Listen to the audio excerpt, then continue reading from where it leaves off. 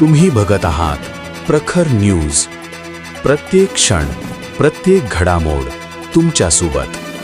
मुंजवाडमध्ये बुद्ध विहाराचा प्रश्न पेटलाय. ॲडव्होकेट अमन आंबेडकरांनी मुंजवाडमध्ये भीमप्रहार सभा घेतली आहे.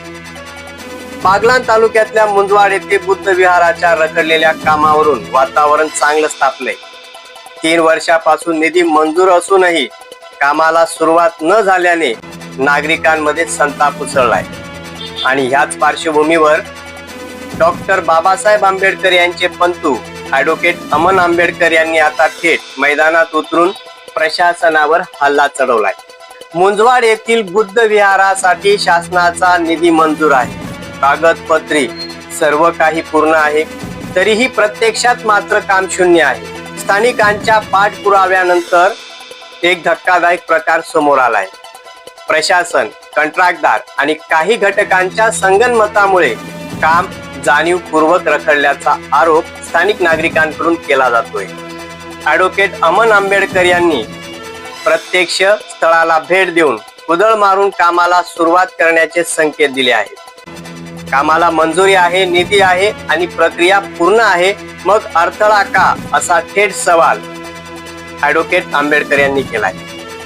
निष्क्रिय अधिकाऱ्यांवर आणि कंत्राटदारांवर कायदेशीर कारवाईचा इशाराही त्यांनी यावेळी दिलाय. 3 वर्षापासून आम्ही पाठपुरावा करतोय, पण प्रशासन हालत नाही. आता मात्र लढा तीव्र करणार आहोत, असे स्थानिक नागरिकांनी सांगितले.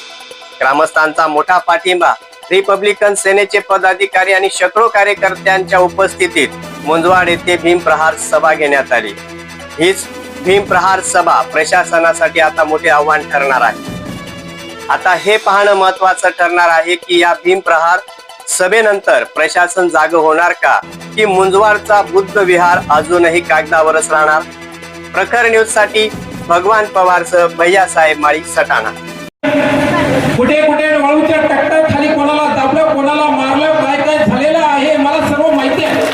ते कागदपत्र आजही माझ्या गाडीमध्ये पडलेले आहे. कोणाला काय धमकी दिली, कोणाला काय झाले, हे माझ्याकडे सर्व आहे, म्हणून मी अधिक बोलत नाही.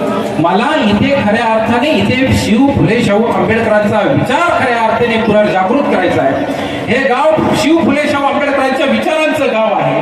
हे गाव खऱ्या अर्थाने घटनेवर चालणारं गाव आहे. या गावातला सामाजिक सलोखा मला टिकवायचा आहे आणि या गावामध्ये शांतीदूत भगवान गौतम बुद्धांचा आशीर्वाद तत्व प्रणाली लागू करायची आहे. आणि मग खऱ्या अर्थाने ज्या वेळेस मी पोलीस ठाण्याकडे परवानगी मागायला गेलो, तर पोलीस ठाण्याने सुद्धा अतिशय समर्पकपणे आणि समर्थपणे आणि सकारात्मकपणे सांगितलं की हे काम कायदेशीररित्या आहे, यामध्ये तुम्हाला जे जे मदत लागली ते आम्ही करू.